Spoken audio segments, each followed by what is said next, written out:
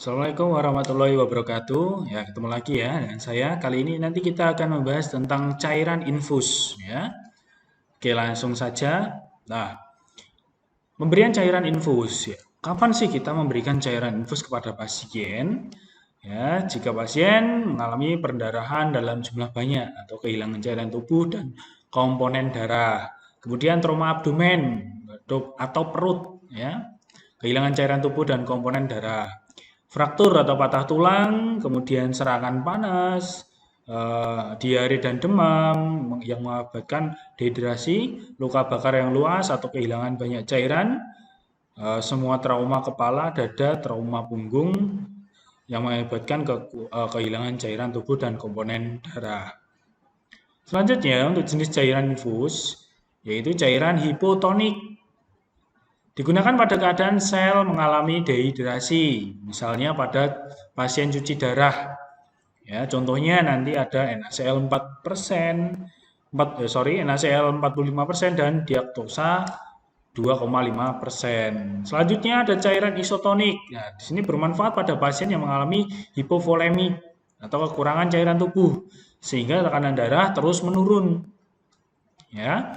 Contohnya apa? Cairan RL biasanya atau ringel lagnat dan normal salin larutan gram fisiologi atau NaCl 0,9%.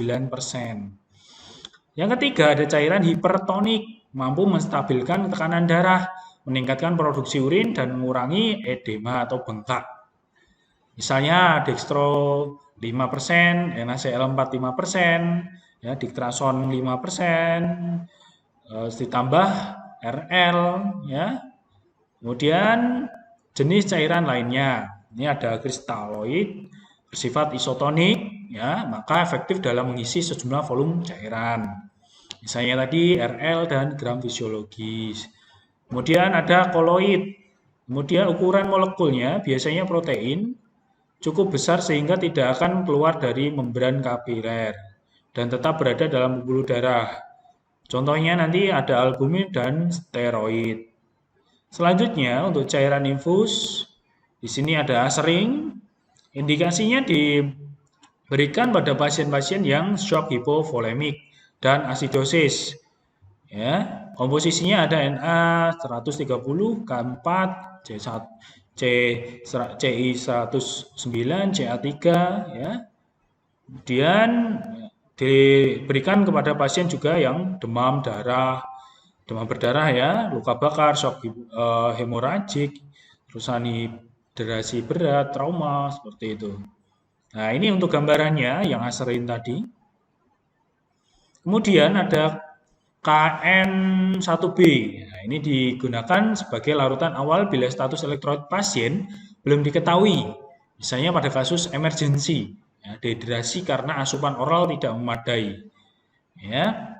Kemudian bayi prematur atau bayi baru lahir sebaiknya tidak diberikan lebih dari 100 ml per jam. Ya. Ini gambarannya, ini agak blur ya. Kemudian KN-MG3 diberikan pada pasien larutan ruatan nasional untuk memenuhi kebutuhan harian air dan elektrolit dengan kandungan kalium cukup untuk mengganti ekskresi harian pada keadaan asupan oral terbatas. Ya. Seperti ini untuk gambarannya. Selanjutnya KN4A diberikan untuk merupakan indikasinya ya, larutan infus ruatan untuk bayi dan anak tanpa kandungan kalium sehingga dapat diberikan pada pasien dengan berbagai kadar konsentrasi kalium serta kalium serum normal. Ya, ini komposisinya ada Na30, laktat 10, glukosa 40. Nah, ini untuk gambarannya. Kemudian KN4B. Indikasinya merupakan larutan infus ruatan untuk bayi anak kurang 3 tahun, ya. Usia kurang dari 3 tahun. Ya, nanti tepatnya gunakan untuk dehidrasi hipotonik. Nah, ini gambarannya. Kemudian Otsu NS, ya.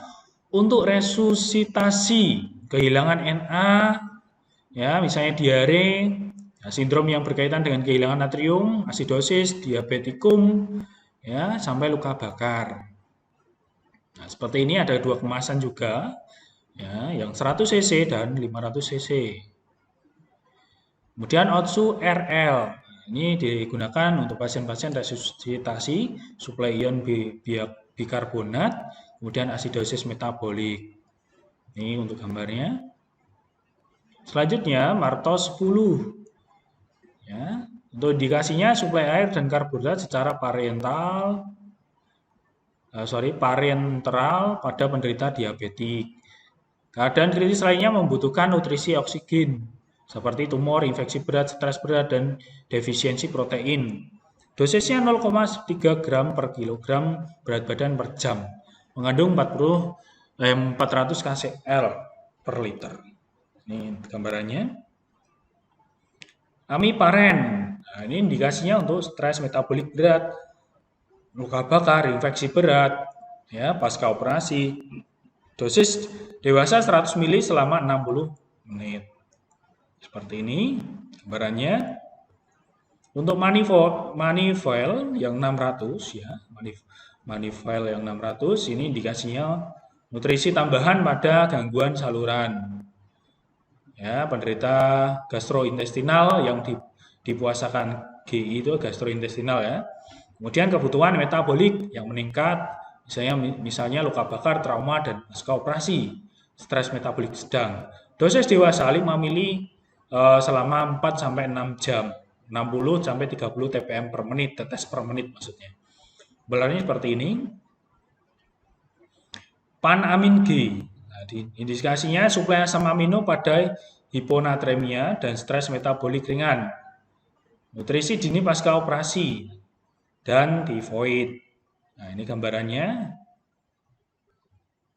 Oke, terima kasih. Itu untuk macam-macam berbagai macam cairan infus ya. Setiap cairan infus punya indikasi masing-masing. Oke, saya cukupkan. Akhir kata, Assalamualaikum warahmatullahi wabarakatuh.